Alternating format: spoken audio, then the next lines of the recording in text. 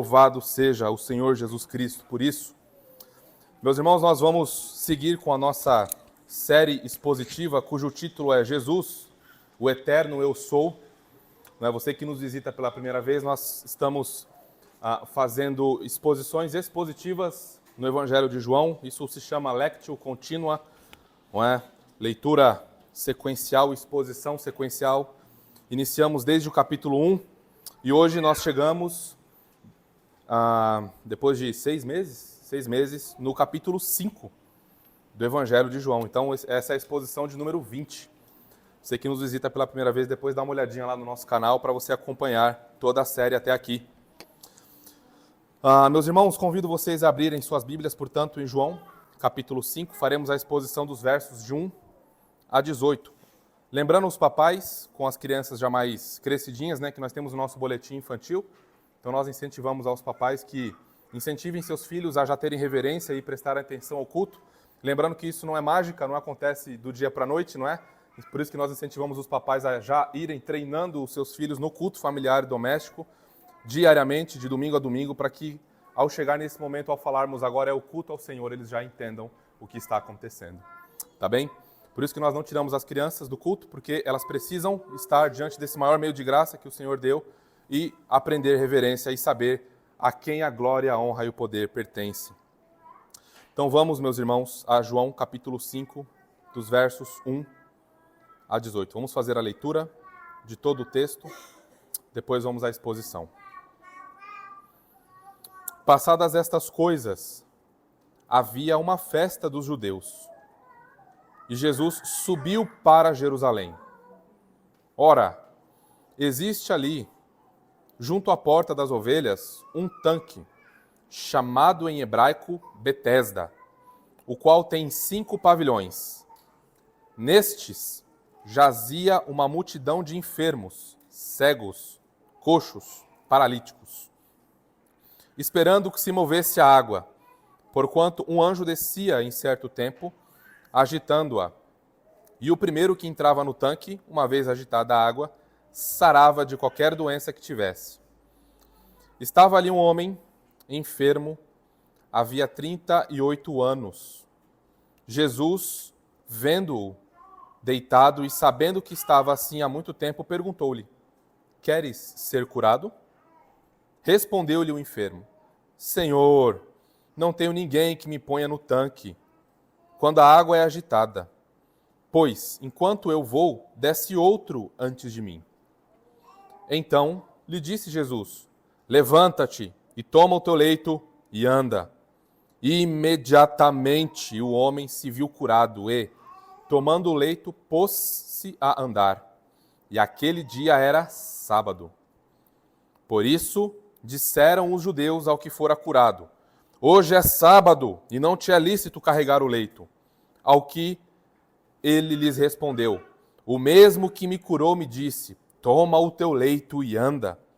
Perguntaram-lhe eles: Quem é o homem que te disse: Toma o teu leito e anda? Mas o que fora curado não sabia quem era, porque Jesus se havia retirado por haver muita gente naquele lugar. Mais tarde, Jesus o encontrou no templo e lhe disse: Olha, já que estás curado, não peques mais, para que não te suceda coisa pior. O homem retirou-se e disse aos judeus que fora Jesus quem o havia curado. E os judeus perseguiam Jesus porque fazia estas coisas no sábado. Verso 17. Mas ele lhes disse: Meu pai trabalha até agora, e eu trabalho também. Por isso, pois, os judeus ainda mais procuravam matá-lo, porque não somente violava o sábado, mas também dizia que Deus era o seu próprio Pai, fazendo-se igual a Deus. Vamos ao nosso Senhor, meus irmãos, mais uma vez, em oração. Pai Santo, mais uma vez nessa hora, nos achegamos ao teu trono de graça, em nome do teu Filho Jesus, e imploramos agora, Senhor, que nos dê ouvidos para ouvir, olhos para ver, entendimento para receber e coração, Senhor, para que a tua palavra edifique as nossas almas, rasgue os nossos corações, Salve pecadores impenitentes nesta manhã. Ó Senhor, rogamos a Ti que nessa hora, somente o Teu Filho Jesus, através da exposição da Tua palavra, seja honrado, seja glorificado, seja visto. Ele que é Deus verdadeiro de Deus verdadeiro, luz de luz, Senhor dos senhores e Rei dos reis. A Ti, Senhor, rogamos o auxílio da Tua graça, para que a Tua palavra rasgue os nossos corações e quebre os nossos joelhos. Possamos vê-lo, ó Cristo, exaltado como nunca. Possamos vê-lo majestoso como nunca. E que as nossas almas, nesta manhã, através da Tua palavra, sejam curadas. Oramos assim gratos, Senhor, em Cristo Jesus. Amém e amém. Certa ocasião, uma ginasta, muito bem conhecida por suas habilidades formidáveis, estava em seu melhor momento da carreira. Porém, ela experimentou uma dura e uma fatal realidade na final de um campeonato. Em uma acrobacia muito elaborada, dificílima, ela era uma das poucas que conseguia fazer aquela acrobacia. Em um determinado momento, ela perdeu o equilíbrio e teve uma séria lesão em sua medula espinhal. O resultado foi tetraplegia, que significa ela ficou impossibilitada de mexer seus braços e suas pernas. Por 46 anos, ela buscou a Deus. Ela buscou a Deus por cura. Ela queria ser curada. Ela queria voltar a brilhar. Ela queria voltar a ser a grande estrela que ela era, a grande referência que ela era em ginástica olímpica. Ela participou de várias conferências de cura, várias conferências, de diversos grupos ditos, entre aspas, evangélicos. Toda conferência de cura que existia, lá estava ela. Não interessava o valor do ingresso, não interessava o valor que ela tinha que pagar para participar daquela campanha, lá estava ela, por 46 anos. Até que sua busca a levou a conhecer Jesus verdadeiramente. E após esse encontro com Jesus Cristo, ela parou de murmurar. E ela passou a louvar a Deus por aquilo que tinha acontecido com ela. Pois, a partir desse encontro, ela foi verdadeiramente curada. Ela experimentou a graça soberana do Senhor. Ela recebeu o perdão de todos os seus pecados. E ela reconheceu que Jesus Cristo é Deus soberano, que é capaz de muito mais do que realizar apenas um milagre físico ou uma cura física.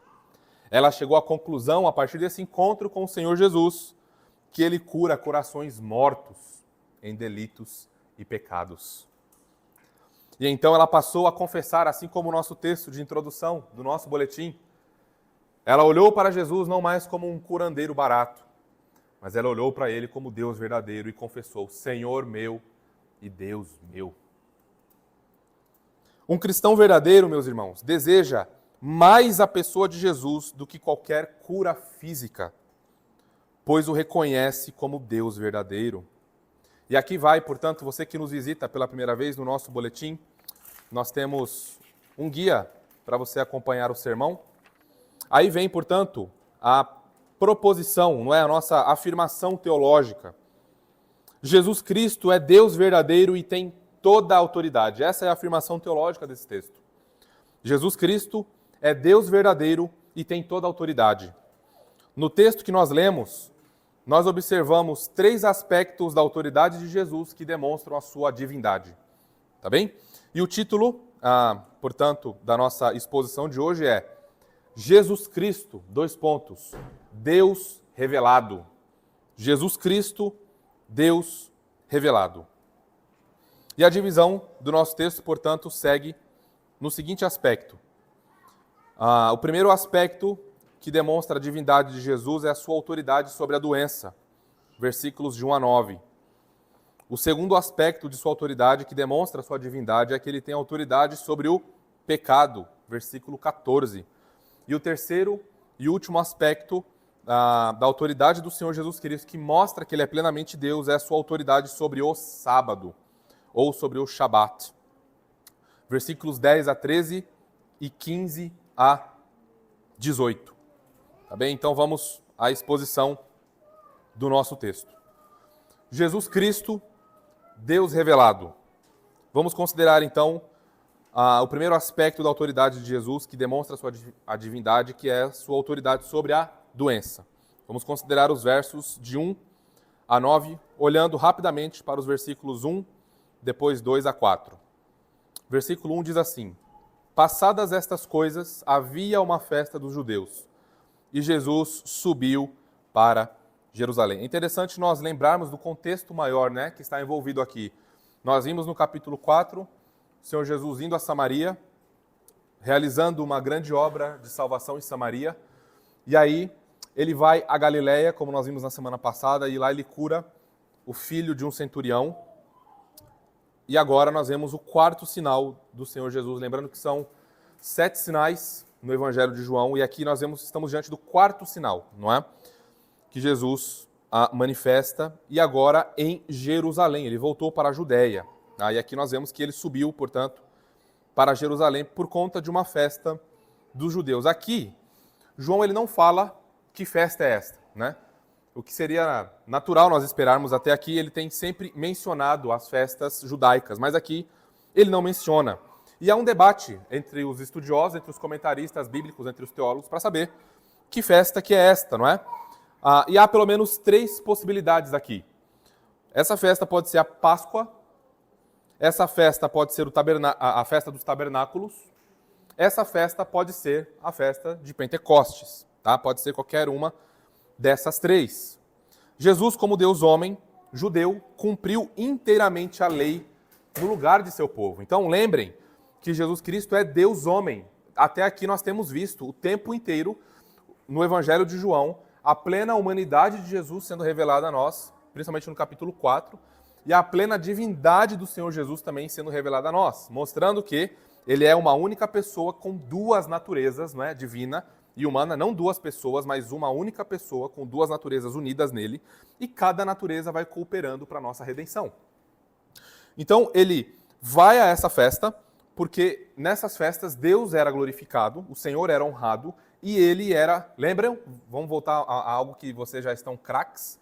Ele era o cumprimento dessas festas, não é? Ele é o antítipo do tipo que eram essas festas. Essas festas apontavam para o Senhor Jesus Cristo. Então ele cumpre a Páscoa, ele cumpre o tabernáculo, ele cumpre Pentecostes, não é? Então, por isso que nós falamos que Jesus é a nossa Páscoa, que todo domingo é um domingo de Páscoa, porque todo domingo nós celebramos a ressurreição de Jesus Cristo no dia do Senhor. Agora vamos dar uma olhadinha nos versos de 2 a 4. Ora, existe ali, junto à porta das ovelhas, um tanque, chamado em hebraico Betesda, o qual tem 5 pavilhões. Nestes jazia uma multidão de enfermos, cegos, coxos, paralíticos, esperando que se movesse a água.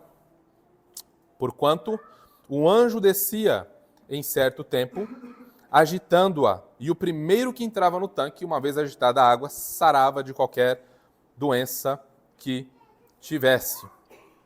Aqui nós vemos, então, o desenrolar da história avançando, que Jesus, então, ele vai a um determinado local, e aqui nós encontramos no versículo 2 uma descrição de uma porta das ovelhas. Aqui era o caminho que os homens conduziam o rebanho, o gado, os animais, não é? As ovelhas, para sacrifícios no templo. Então, por isso que é chamado de porta das ovelhas. Então, tinha esse lugar específico que as ovelhas eram conduzidas para serem levadas ao sacrifício. Também é mencionado aqui o tanque de Betesda, não é? Que significa casa de misericórdia, o que faz muito sentido, porque como vocês viram no texto, era um lugar em que havia uma multidão de enfermos, né? De cegos, coxos, paralíticos. Então eles estavam ali esperando a misericórdia do Senhor para com eles. A misericórdia para que eles pudessem ser curados de suas enfermidades. Era ali que havia então, portanto, uma multidão de pessoas profundamente desesperadas. Era um lugar, portanto, que reunia uma multidão de pessoas desesperadas, que esperavam por um milagre, mas de maneira supersticiosa. E no primeiro século, meus irmãos, era muito comum, tá? Existirem templos e cultos a falsos deuses, deuses da cura, não é? Então era bem comum ali no primeiro século nós termos cultos a diversos deuses, tá? Não vou entrar em nomes aqui porque são muitos. Então, boa parte desses cultos exigia que essas pessoas se purificassem em alguma fonte de água. Então, aqui fica claro também que João, ele não está só descrevendo aquela região geográfica, e não está só descrevendo pessoas que ali estavam querendo ser curadas, né, esperando algo de Deus, mas também ele está trazendo a nós algo muito importante que vocês verão daqui para frente, que começa a ser revelado diante de nós. Se você tem acompanhado e ido às Bíblias de estudo, vou só comentar isso rapidamente para vocês não estranharem, tá? O versículo 4, talvez na sua Bíblia esteja entre colchetes, né? Porque alguns dizem que essa porção que consta no Evangelho não está nos manuscritos gregos mais antigos. O que isso significa? Rapidamente. Nós não temos os originais. Os escritos de Paulo nós não temos, ele mesmo escrevendo. O Evangelho que o próprio João escreveu, nós não temos. Ele, o documento que ele escreveu, o papiro que ele utilizou. O que nós temos são muitas e muitas cópias. Muitas e muitas cópias, milhares e milhares de cópias. Para vocês terem uma ideia, o Novo Testamento ele é o texto clássico grego mais usado no primeiro século e ao longo da história. Se você, obrigado, Martim. Se você, por exemplo, for consultar obras de Platão, Aristóteles e clássicos desse período, você verá que eles não chegam nem a 30 cópias. O Novo Testamento ele chega a 5.000, 6.000 manuscritos copiados. Para nós ocidentais isso não significa muita coisa.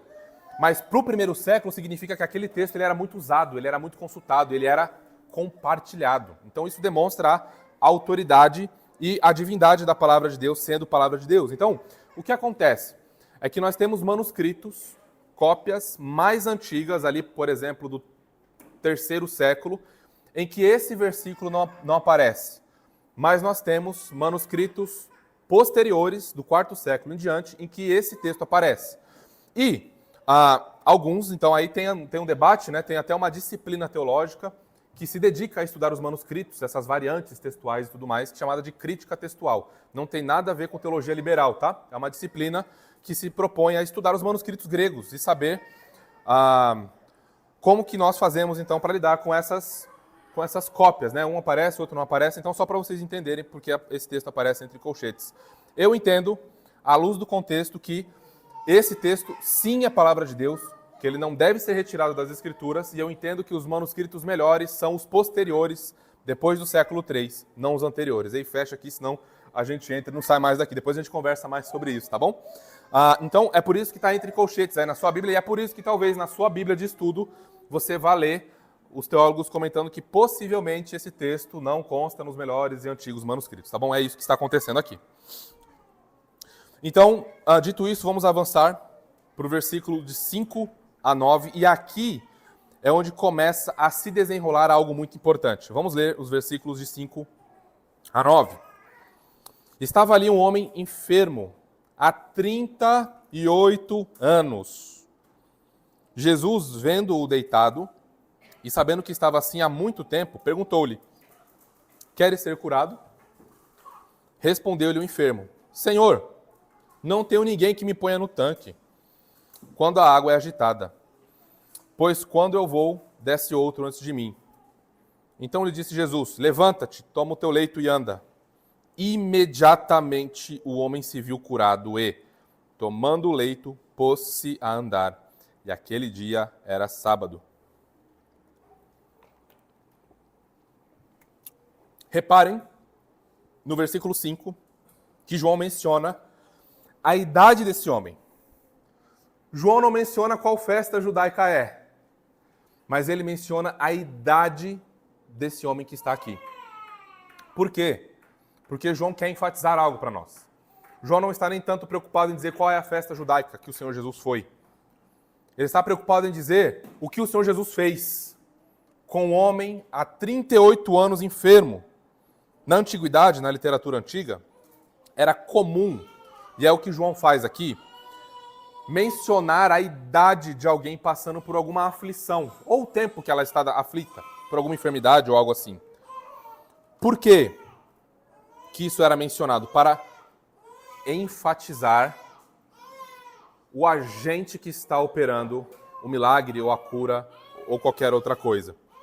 Então aqui, quando João menciona a idade em que esse homem está nessa condição, ele está preparando o caminho para mostrar a glória, o poder, a honra, aquilo que a gente acabou de cantar, e o louvor que pertence a alguém.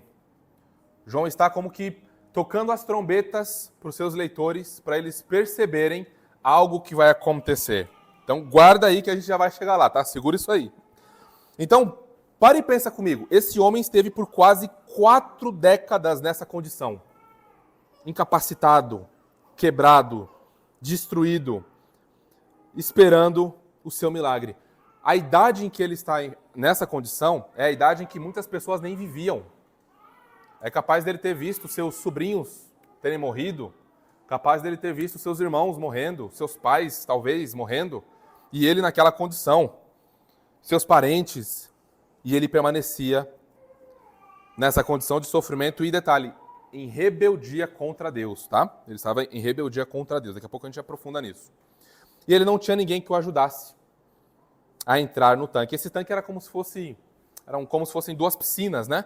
Em que as pessoas, quando a água era agitada, as pessoas então tinham que descer uma escadinha lá e entrar no tanque, nessa piscina. E ele disse que não tinha ninguém que pudesse levá-lo até lá. Não sabemos se ele está assim, simplesmente dando uma desculpa, se ele realmente não tem ninguém, mas o ponto é que ele se vê abandonado e solitário, não é? Aqui há um paralelo muito importante com a nação de Israel. Então, vejam aqui. Jesus não vai a Samaria por um acaso. É obra da providência divina. A vocação eficaz tinha chegado lá. Jesus não vem a esse local com esse homem, com essa idade à toa também. Então, vejam que há um paralelo aqui com a nação de Israel muito importante, porque esse homem, ele demonstra não só a nossa condição sem o evangelho, que é de alguém fraco, manco, impotente de ir a Deus e de fazer qualquer coisa por si mesmo, mas ele também mostra a condição da nação de Israel. Como estava a nação de Israel? Ela estava impotente, fraca, manca e rebelde. E aí o paralelo nós vemos principalmente em Deuteronômio, capítulo 2, versículo 14, assim: o tempo que caminhamos desde Cades Barneia até passarmos o ribeiro de Zered foram 38 anos, até que toda aquela geração dos homens de guerra se consumiu no meio do arraial, como o Senhor lhes jurara. Então nós vemos aqui claramente que esse homem ali, ele está mostrando a nós a condição também da nação, a condição espiritual da nação de Israel. E é aqui onde nós precisamos lembrar que nada e nem ninguém pode restaurar a nossa saúde e o nosso bem-estar espirituais.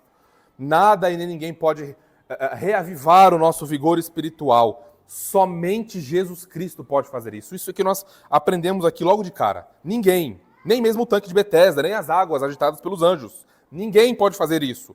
Somente Jesus Cristo. E esse tanque de Betesda, talvez nós poderíamos perguntar, por que esse tanque estava ali? Desde quando esse tanque existe ali?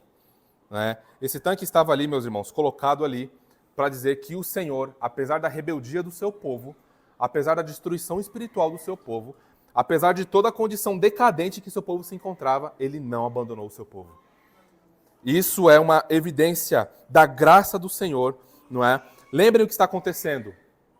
Até João Batista vir, que é o último profeta do Antigo Pacto, Deus estava 400 anos em silêncio. Não havia revelação, não havia nada. Por isso que esse período foi um período de muitos falsos profetas surgirem falando em nome do Senhor, quando na verdade o Senhor não os havia mandado. 400 anos de silêncio profético até algo acontecer, até o Senhor vir ao seu povo, e 38 anos de enfermidade desse homem. Eu não sei se você tem passado por alguma luta e o tempo que você tem passado por essa luta. Mas eu quero dizer a você que independente do tempo, independente do que aconteça, o Senhor pode vir, o Senhor pode curar, o Senhor pode restaurar a sua alma e a sua condição espiritual. Esse homem ilustra a situação espiritual e deplorável em que Israel se encontrava. mas também é possível que sua condição espiritual esteja sendo exposta nesse texto. É possível que não só a nação de Israel esteja sendo revelada aqui aos nossos olhos como uma nação decadente, caída, apática, fria. Esse texto talvez não esteja nos revelando só alguém que não conhece a Jesus, que está fraco, está frio, que está apático, distante, manco, incapaz de por si mesmo ir ao Senhor. Mas talvez esse texto também esteja revelando a sua condição espiritual, mostrando o quanto você está manco, o quanto você está fraco, o quanto você está apático. E esse é o problema que aqui, então, esse texto vem solucionar para nós. Porque o Senhor Jesus, quando Ele vem para mudar a realidade. Ele vem para transformar o coração. Ele vem para levantar o aflito. Ele vem para afirmar os passos do aleijado. Então, é interessante nós percebermos também que aqui, Jesus não mandou o homem crer. Você reparou? Você reparou que Jesus não mandou ele crer? No texto anterior do centurião, nós vemos lá o texto dizendo, e ele creu na palavra do Senhor. Aqui nós não vemos nada disso. Nós não vemos o Senhor incitando o homem, dando fé a ele. O Senhor simplesmente não faz nada. Aliás, quando o Senhor pergunta se ele quer ser curado, né, ele dá uma escapada. Ele não diz nem que sim nem que não. Ele dá uma resposta ambígua. 38 anos enfermo. Mas o Senhor não manda ele crer. O Senhor simplesmente dá a ordem. Levanta, toma o teu leito e anda. Isso demonstra, e aqui, meus irmãos, cai, nesse texto especificamente, cai toda aquela mentira que a gente ouve por aí no meio evangélico. De que Deus depende da sua fé para fazer alguma coisa. Que Deus depende de que você tenha fé para que Ele cure você. E aí você participa daquelas campanhas, dá todo o seu dinheiro, paga lá o que tem que pagar, e aí nada acontece com você, nada acontece com o teu familiar. E aí quando você volta para os falsos mestres, o que eles dizem a você? Você não teve fé. A culpa é sua. Joga um fardo maior ainda sobre você. Você já está sofrendo porque você esperava cura, foi prometido cura a você, foi prometido um milagre em 318 dias, foi prometido a você que você realizaria o seu sonho, que você assinaria o seu contrato do ano, que você venceria, que você casaria, e nada acontece, e aí você volta para os charlatões da fé e fala, olha, não aconteceu, eu paguei, cadê? Ah, você não teve fé. Aqui nós aprendemos que não depende de fé. Nós aprendemos que depende de Deus exercer o seu poder. Depende de Deus exercer sua vontade soberana e dar sua palavra. E Ele usa o seu poder conforme Ele quer. Ele não deve satisfação a mim, Ele não deve satisfação a você. Lembrem, Ele é um Deus amoroso, gracioso, cuida de nós, se importa conosco, salva as nossas almas, nos preserva, cuida de nós muito mais do que pedimos ou pensamos. Mas Ele é Deus. Ele é soberano, Ele não é um ser humano maior, não é? Que ama como nós amamos. Não, o seu amor é perfeito, sua justiça é perfeita, sua graça é soberana, perfeita, eficaz. E Ele faz o que Ele quer, do jeito que Ele quer. E depende do seu poder. E não depende necessariamente aqui, nesse texto, tá? Há outros textos e há outros contextos, mas aqui nós aprendemos que não necessariamente depende de fé. Depende do Senhor, então, exercer o seu poder soberano. E aí, o que nós podemos aprender aqui nessa porção? Que, às vezes, as pessoas se acostumam e se sentem confortáveis em suas enfermidades. Às vezes, as pessoas, elas se acostumam, elas se sentem confortáveis com a condição espiritual em que elas estão. Percebam que esse homem, ele se conformou com a sua situação. Talvez ele fosse um mendigo ali, né, vivendo de esmolas. O texto não fala muito sobre a sua história, sobre sua família. Diz que ele estava há 38 anos procurando cura. E ele não conseguia chegar até lá porque alguém sempre era mais rápido do que ele. Então ele tinha problema em suas pernas, né? Então ele, ao que parece, se conformou com a sua situação. Ao ser questionado sobre se gostaria de ser curado, a sua resposta, como nós vimos, foi nem sim nem não. Senhor, eu não consigo. Eu não consigo chegar até o tanque quando o anjo mexe as águas, agita as águas, não é? E aí, por que ele se acomodou e por que nós, muitas vezes, nos acomodamos nas nossas enfermidades, nas nossas condições espirituais? Porque nós nos sentimos inválidos. E aí nós temos todas as desculpas do mundo. E aí eu não sou responsável por nada. Por quê? Porque eu estou enfermo. Por que eu não consigo fazer nada? Não, porque eu sou um fracassado mesmo. Não, eu não consigo, não dá, eu não tenho forças. Eu estou fraco. E aí eu não consigo caminhar. Só que aí, quando nós assumimos as nossas responsabilidades, nós temos que prestar contas das coisas.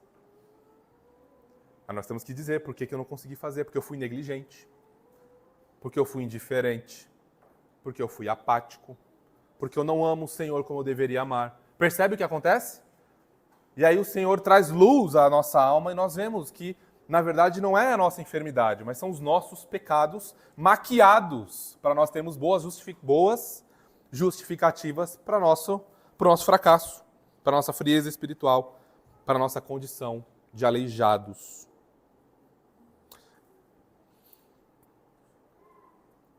Tem mais coisa aqui, meus irmãos, que nós podemos aprender. Nós não cremos em Deus para sermos curados de alguma enfermidade. Nós precisamos aprender isso. Nós não cremos em Deus para ter sucesso na vida. Deus não é o nosso personal coaching, que quer que a gente prospere e tenha ascendência, não é, no mundo empresarial, na sociedade. Deus não é. Ele não está interessado nisso.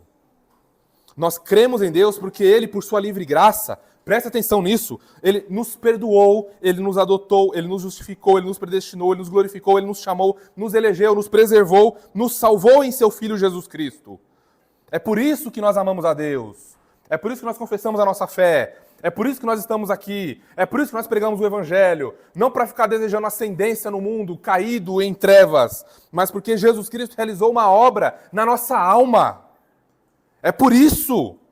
Nós precisamos tirar os nossos olhos, às vezes, dessa terra aqui, para lembrarmos que há uma eternidade. Nós precisamos tomar cuidado para não deixar com que as coisas dessa terra assumam e tomem o lugar do nosso coração e os nossos olhos da fé vejam a eternidade toda embaçada, se é que vê. É isso que nós precisamos ter em mente. E nós também aprendemos aqui, meus irmãos, que o poder que Jesus tem em sua palavra. Notem, ele falou. Levanta e anda. Toma o teu leito e anda. Jesus mostra aqui que a sua palavra é poderosa e é por meio de sua palavra que ele nos traz vida. É por meio de sua palavra que ele nos santifica. É por meio de sua palavra que ele traz luz. É por meio de sua palavra que ele revela os falsos mestres. É por meio de sua palavra que ele preserva a sua igreja. É por meio da sua palavra que nós vemos a sua glória. Então, a pergunta é, se a palavra de Jesus é tão poderosa assim, capaz de fazer um homem aleijado se levantar, então será que ele é capaz de fazer com que eu, um aleijado espiritual, levante e cresça? Sim. Sim é. É possível. Ele tem poder para isso. Quem pode se opor à sua glória e poder? Ninguém. Ninguém. Então, como nós vimos há algumas semanas, há uma fonte de água viva dentro dos crentes. E quando eles não vão a essa fonte de água viva, eles ficam fracos, eles fraquejam, eles começam a cochear em dois pensamentos, em dois caminhos. Mas, ao ir à fonte de água viva, então nós somos fortalecidos e somos encorajados e firmados os pés para seguirmos em nossa peregrinação. Avançando aqui, meus irmãos, lembrando que o título da nossa mensagem é Jesus Cristo, o Deus revelado.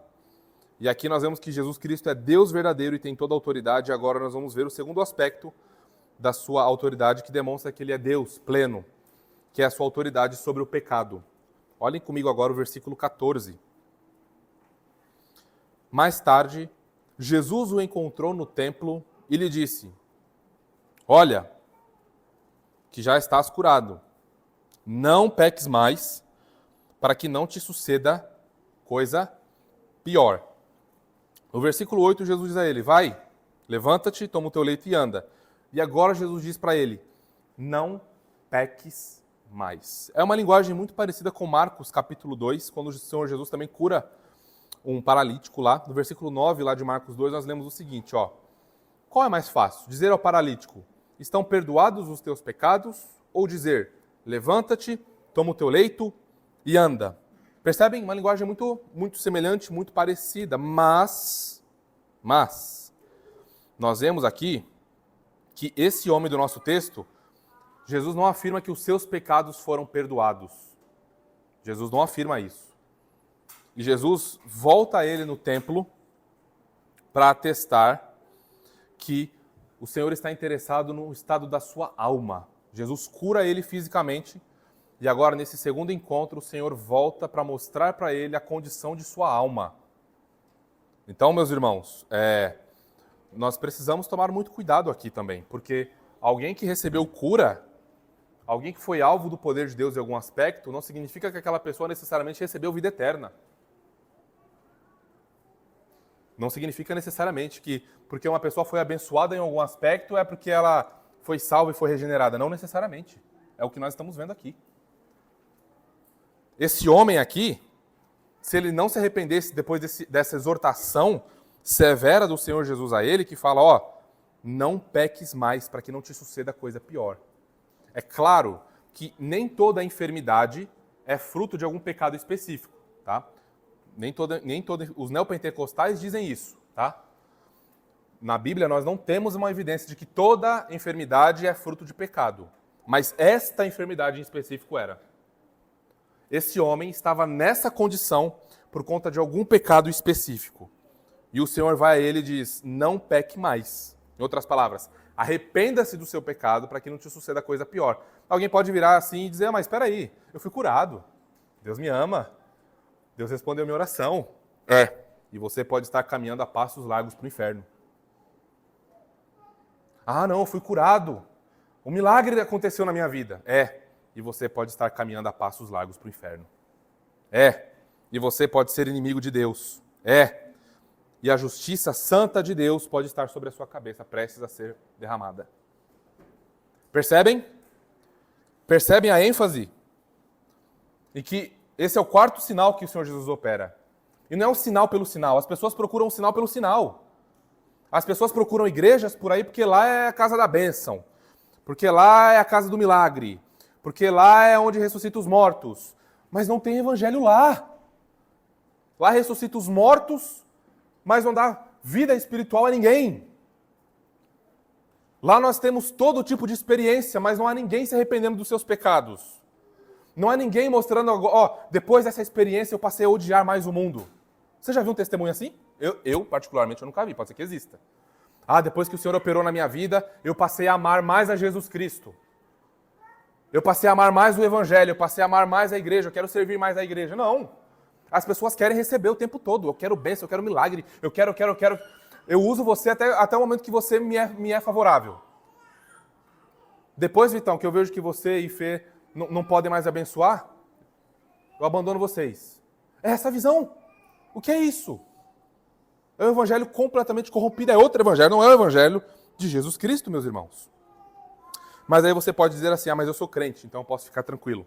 1000 vezes não. 1000 vezes não, porque o Senhor pode matar você para que você pare de pecar. Eu não estou falando de perda de salvação, tá? Eu não estou falando disso. Não estou falando de perda de salvação. Eu estou falando que você continuar em pecados específicos vai atrair sobre você o desagrado do Senhor. E Ele pode, sim, tirar a sua vida. Para poupar você de sujar o nome de Jesus Cristo, para poupar a igreja dos seus pecados e para que você pare de ter tanta aflição. Ele pode matar você por conta dos seus pecados. Quer um exemplo?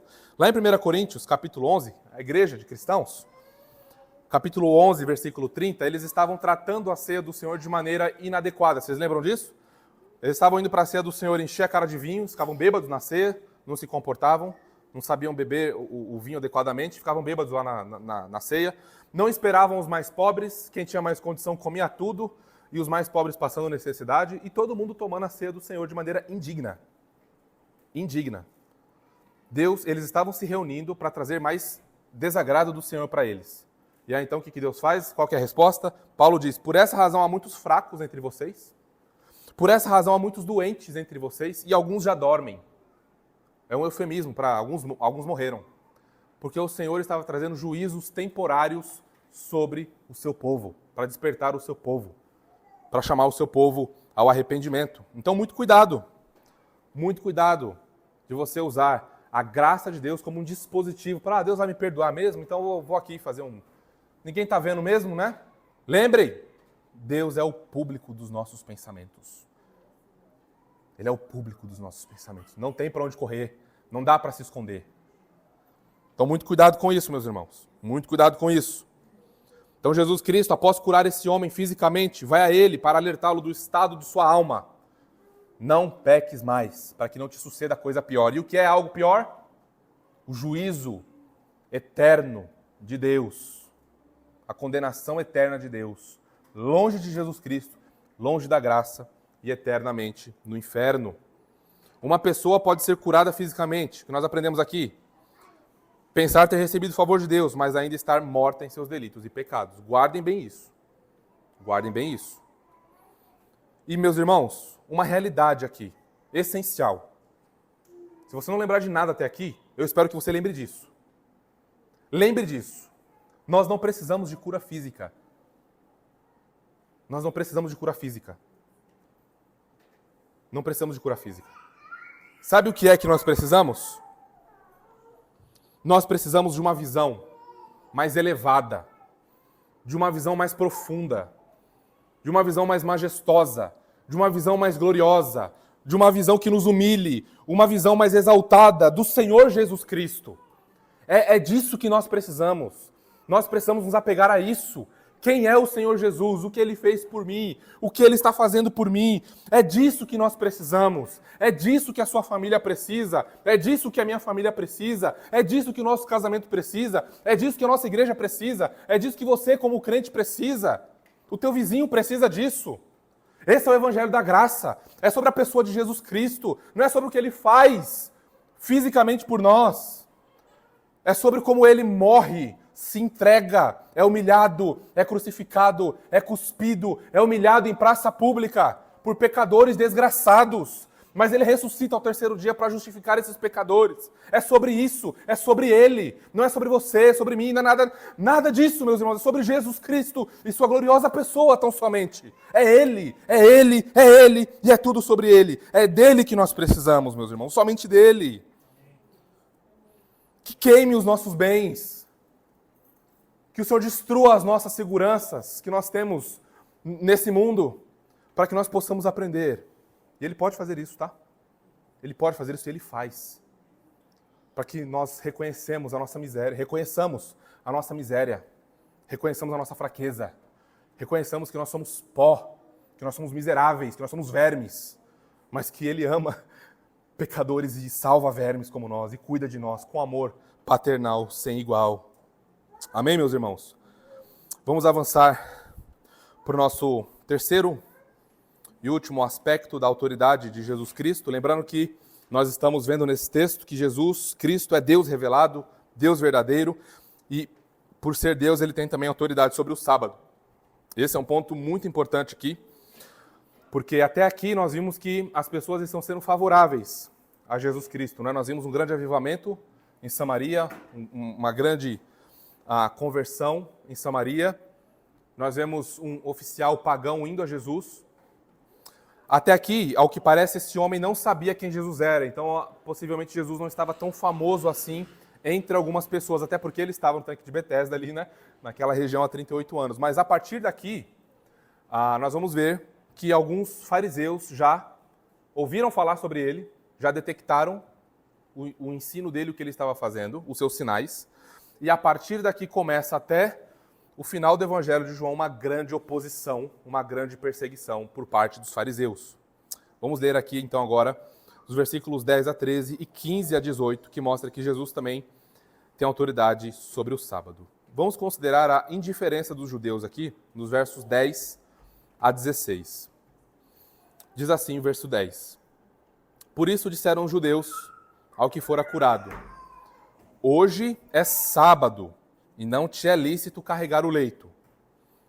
Ao que ele lhes respondeu: o mesmo que me curou me disse, toma o teu leito e anda. Perguntaram-lhe eles: quem é o homem que te disse, toma o teu leito e anda? Mas o que fora curado não sabia quem era, porque Jesus se havia retirado por haver muita gente naquele lugar. O homem retirou-se e disse aos judeus que fora Jesus que o havia curado.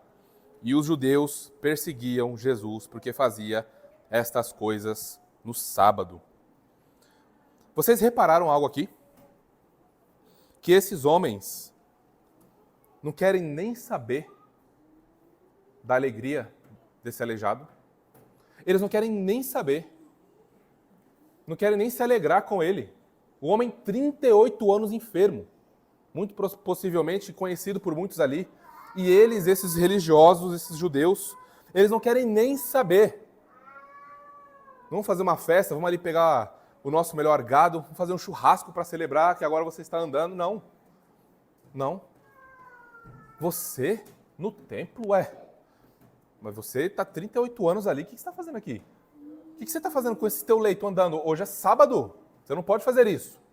E aí então, não, mas foi o homem que me... Quem te curou? Quem foi que mandou você andar no sábado? Não quer nem saber. Então nem aí. Uma frieza, uma cegueira sem tamanho. O que está acontecendo aqui, meus irmãos? O que é isso? 1 João 4,20. Lembrem que nós já falamos algumas vezes que o nosso ódio a Deus é demonstrado não somente por palavras, mas por ações. Vejam o que está acontecendo aqui. Esses que são tão zelosos da lei, hein? Esses com alta cúpula da teologia da época. Olha o que eles estão revelando a nós. 1 João capítulo 4, versículo 20. Se alguém disser, amo a Deus, e odiar a seu irmão, é mentiroso. Pois aquele que não ama seu irmão a quem vê, não pode amar a Deus a quem não vê. Esses doutores da lei, zelosos da lei, amantes da lei, estão demonstrando que eles odeiam o Deus que deu a lei a eles. Vejam que paradoxo. Vejam que loucura. É isso que está acontecendo aqui. O que nós aprendemos com isso, meus irmãos? Que é muito possível, e acontece muito, tá? É possível ser religioso e odiar a Deus. É possível ser rato de igreja, como dizem, né? E odiar a Deus. É possível ser um oficial da igreja e odiar a Deus. É possível ser um pastor, entre aspas, um diácono, entre aspas, e odiar a Deus. E ser alguém que não nasceu de novo. É possível ser, então, muito religioso e estar caminhando a passos largos para a destruição. E levando outros consigo.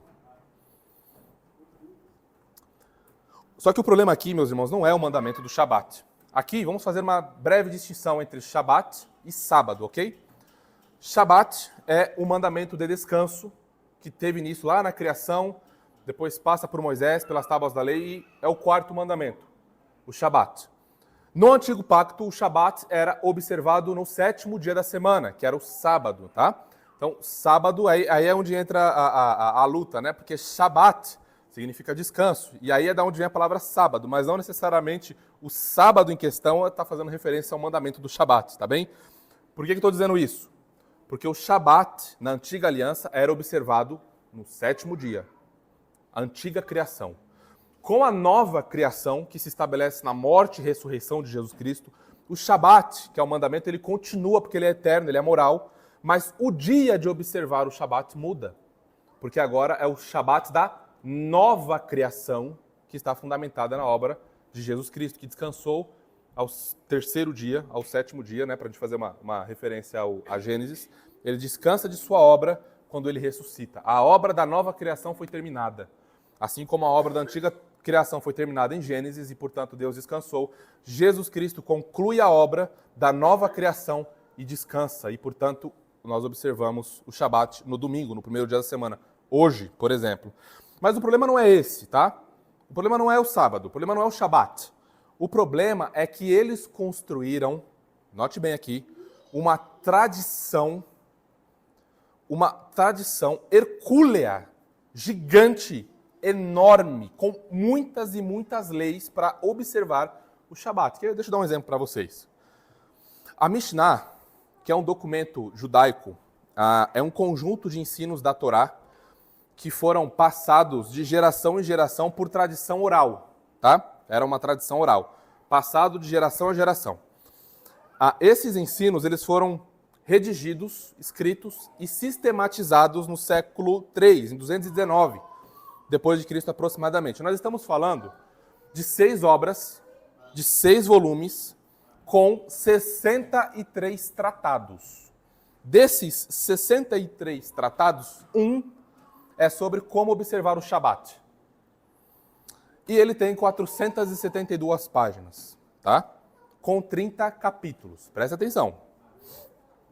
E aí nós temos aqui diversas leis, orientações, mandamentos de como você observar o Shabat. Então você tem como se preparar para o Shabat, você tem os alimentos que você deve comer, você tem como cozinhar esses alimentos, como espremer fruta, se deve ou se não deve, o uso de gelo, tá? O uso de gelo. Também você tem leis para como usar o gelo. Você tem leis sobre moer, lavar louça, tomar banho, etc. Então, estou só citando algumas leis, tá? Eu fui até a página 194 de 472. Eu contei 216 leis sobre como guardar o Shabat. Então, fui até a 194, são 472 páginas, você faz a conta quantas páginas faltou eu ler ainda. E eu contei 200, salvo engano, tá? Salvo engano, 216 leis sobre como guardar o Shabat. Eles colocaram uma tradição imensa e pesada sobre o mandamento. Isso é ser legalista. Legalista não é dizer que nós devemos guardar o Shabat cristão e observar o dia do Senhor e ser zelosos com isso. E termos três orientações de como fazer isso de maneira piedosa e bíblica. Legalismo é nós criarmos mais de 800 leis e 800 orientações de como observar o mandamento indo além das Escrituras. Legalismo é até mais perigoso do que teologia liberal. As duas são nefastas, as duas são demoníacas e nasceram no inferno. Mas o legalista, ele é pior, sabe por quê? Porque ele quer legislar onde Deus não legislou. Ele quer dizer, olha, Deus não foi tão sábio em falar sobre isso, então eu vou falar. E coloca o carimbo de Deus me disse, Deus mandou te dizer, Deus mandou falar isso a você. Então, vejam, eu separei duas, eu fiquei muito na dúvida, porque era muita coisa. Eu falei, mas eu preciso separar duas para dar exemplo para os meus irmãos. Vamos ver, vou ler para vocês o texto da Mishnah aqui, tá? Se vocês quiserem o esboço, depois eu mando para vocês o documento para vocês lerem, se vocês quiserem para informação, tá? As leis sobre atar e desatar. Vejam, se você vivesse no primeiro século e fosse um judeu, você deveria estar muito atento a essa informação, essa lei aqui, tá bem? Ó, citando o documento. É proibido fazer um nó sobre outro. Portanto, alguém que queira amarrar um lenço ao pescoço deve entrelaçar uma vez sem sobrepor um nó. O mesmo cuidado deve ser tomado com relação aos lenços de cabeça das mulheres. Presta atenção, irmãs. Aos babadores, das crianças, etc. Se porventura um nó sobre outro tenha sido feito nestes casos, e esta situação for incômoda, pode desfazê-lo. Sobre lavar louça. Leis referentes à louça. Para lavar a louça no Shabat, devemos tomar cuidado para não incorrer em proibições como espremer e outras proibições. Sendo assim, o uso de palha de aço, quer dizer, bombril, esponjas, absorventes, tanto naturais como de espuma, de poliuretano, lisas ou crespas, com ou sem TNT ou similares, são proibidas no Shabat, porque esses, inevitavelmente, a água será exprimida quando estiver lavando. Tá? E nós temos sobre o trabalho, sobre carregar objetos, pelo menos 39 leis. Pelo menos, tá? Pelo menos 39 leis que proibiam alguém a carregar objetos. Então eles estão olhando para aquele homem no Shabat, no sábado, e dizem assim, por que é que você está carregando o seu leito? Porque você não deve carregar o seu leito. E aí nós temos textos, obviamente, que proíbem carregar, fazer esforço, etc., mas com fins de lucrar, com fins de trabalho. Esse homem foi curado, meus irmãos. Ele foi curado, Deus curou esse homem. E esses cegos estão cegos com suas tradições. Tradições que não são bíblicas. Eles estão pegando as suas tradições e colocando em cima da Escritura. Qual que é o resultado disso? Insensibilidade. Não tem amor, não tem graça, não tem serviço. Tem muita lei, tem muita rigidez. Tem muito você está pecando. Você é um miserável, caiu o teu leito. Não quero saber se você está curado. Que morra você de novo. Volte a ser curado, quebra a perna e volte lá para o tanque. Mas você está carregando o leito e você não deve carregar o leito. É isso que está acontecendo. João Calvino, ao comentar esse texto, ele diz assim, ó. Eis no que Cristo insiste. Peguem a ênfase do texto. Que o santo repouso que estava ordenado pela lei de Moisés não é perturbado quando nos envolvemos nas obras de Deus. Não constituía uma profanação do sábado testificar da graça de Deus durante o dia todo. Aquele homem foi alvo da graça de Deus. Em vez deles se alegrarem, o que eles fazem? Pegam suas tradições antibíblicas e jogam em cima daquele homem. Então, o que é lícito, portanto? Fazer no dia do Senhor, como era lá e é hoje, obras de misericórdia. Aquele homem foi alcançado pelo Senhor. Ajudar o necessitado, o pobre, resgatar o animal, visitar os aflitos, os pobres. Isso deve ser feito no dia. Foi o que aconteceu. O próprio Deus está ali quebrando toda a tradição deles e mostrando que eles não sabem, eles não conseguem entender o mandamento. Obras de necessidade, bombeiros, médicos, enfermeiros, policiais devem trabalhar nesse dia. Obras de piedade, o culto familiar, ensinar a palavra, o culto público. É isso. O que está acontecendo aqui? Eles não conseguem ver o básico do básico, porque as suas tradições o impedem. Tradicionalismo é a fé morta de quem está vivo. Tradição é a fé viva de quem está morto. Esses homens são tradicionalistas. Eles estão vivos, mas a sua fé está morta.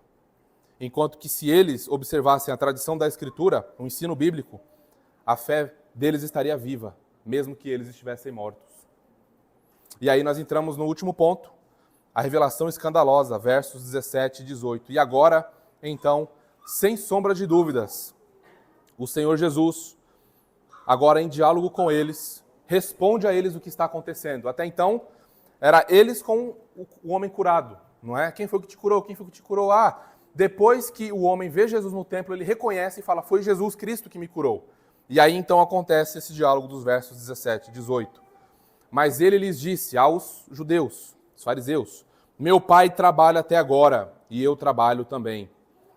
Por isso, pois, os judeus ainda mais procuravam matá-lo, porque não somente violava o sábado, segundo a visão deles, mas também dizia que Deus era o seu próprio pai, fazendo-se igual a Deus. Aqui, finalmente, o sinal alcança o seu clímax.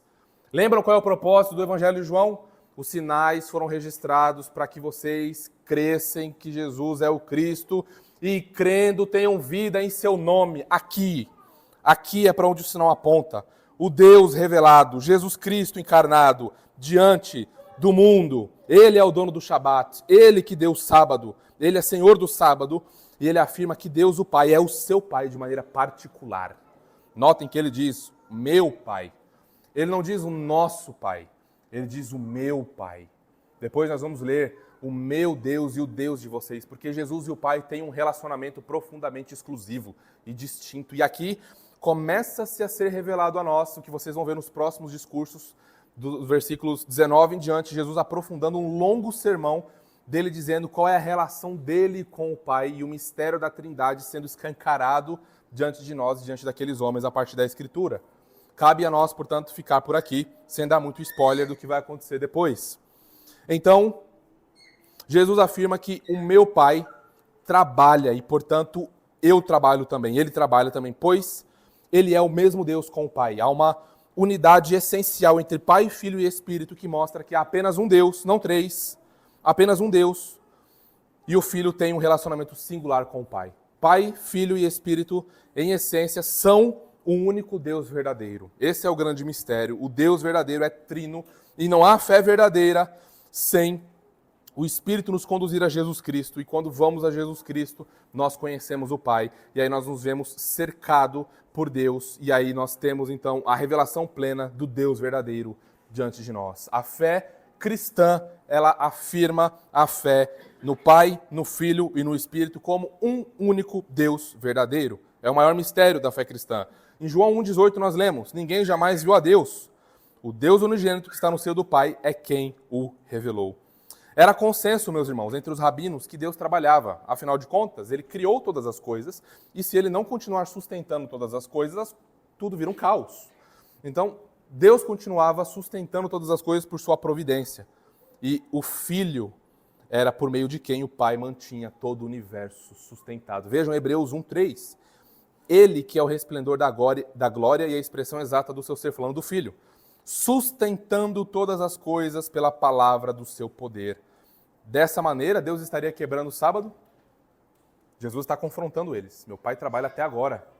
Na visão de vocês, o Deus que vocês dizem que creem também está violando o mandamento. mostrando a loucura desses homens e como eles estavam realmente cegos, apesar, notem, de serem os doutores da lei, de terem alta teologia, altíssima teologia, teologia avançada. Então Jesus nos mostra que ele, não só na obra da providência, mas também pela obra da redenção, Jesus está redimindo o seu povo, ele está trabalhando mesmo, ele vai descansar na sua ressurreição, não é? Na obra da nova criação. Então ele sim estava trabalhando mesmo e fazendo-se igual a Deus, porque ele era o próprio Deus. O grande eu sou, lá do Sinai, que deu as tábuas a Moisés, que deu os mandamentos a Moisés, estava ali, diante deles. O Senhor do sábado estava ali, diante deles, exortando-os e mostrando o quanto eles estavam mortos em seus pecados e como eles deveriam se prostrar e crer no Senhor Jesus Cristo. Então, os judeus entenderam muito bem. Notem que Jesus não os corrige e Jesus não vai corrigi-los por eles dizerem que o homem que estava diante deles, estava se fazendo igual a Deus. Pelo contrário, mais à frente, Jesus vai aprofundar isso ainda mais e mostrar como ele tem todo o poder, toda a autoridade, como ele é Deus a ser adorado. Nós temos aqui, meus irmãos, caminhando para o final, duas acusações principais que são feitas a Jesus daqui para frente. A primeira é de ele curar no sábado e, portanto, à luz dessa tradição horrorosa, dele violar o sábado. A segunda de blasfêmia. Por isso ele é levado a Pilatos, por isso ele é levado a Roma para ser morto. Ele quebra o mandamento do sábado e ele diz que ele é Deus. Ele diz que ele perdoa pecados. Ele diz que ele é alguém que ele não é. Ele peca por blasfêmia, segundo esses religiosos. Então aqui começa uma perseguição que vai durar até a morte do Senhor Jesus Cristo. E lembrem, Jesus Cristo morre, ele é sepultado. Ele passa 3 dias no seio da terra, mas ao terceiro dia ele ressuscita para justificar pecadores. E é por isso que ele pode salvar esse aleijado, e é por isso que ele pode salvar a mim, e ele pode salvar a você. Nas nossas considerações finais, o que nós então aprendemos com essa passagem, meus irmãos? Nós aprendemos com essa passagem que não apenas o aleijado, o pecador, precisa ser salvo pelo Deus homem, que tem autoridade sobre a doença, sobre o pecado e sobre o sábado. Mas nós também aprendemos que o religioso, que se julga defensor das doutrinas da graça, também precisa ser salvo. Também precisa se arrepender. Também precisa se voltar ao Senhor. Um está focado em sua enfermidade pecaminosa. O outro está focado em suas regras teológicas. Mas ambos precisam reconhecer que somente Jesus Cristo, que é verdadeiro Deus, assim como foi a ginasta da introdução do sermão, lembram dela? Que somente em Jesus Cristo terão seus corações curados e receberão a vida eterna. Ambos precisam confessar: Senhor meu e Deus meu. Amém, meus irmãos? Vamos orar. Senhor, te louvamos e agradecemos por tua palavra, que é espírito e vida. Muito obrigado por ter vindo a nós, Senhor, em graça, quando estávamos mortos, quando estávamos mancos, quando estávamos aleijados, quando éramos escravos de nossos pecados, quando estávamos, Senhor, entregues a nós mesmos, em soberba e justiça própria. Muito obrigado, Senhor, por ter curado as nossas almas enfermas, legalistas e soberbas, dando-nos vida eterna e firmando os nossos pés em santidade e justiça. Ó Cristo, por teu Espírito reconhecemos que assim como o Pai trabalha, o Senhor também trabalha, e nós nos prostramos a Ti, Senhor. O Senhor é digno, o Senhor é o Rei da glória, não há ninguém como o Senhor. A Ti nós nos prostramos. Nós oramos gratos em Teu nome, Senhor. Amém e amém.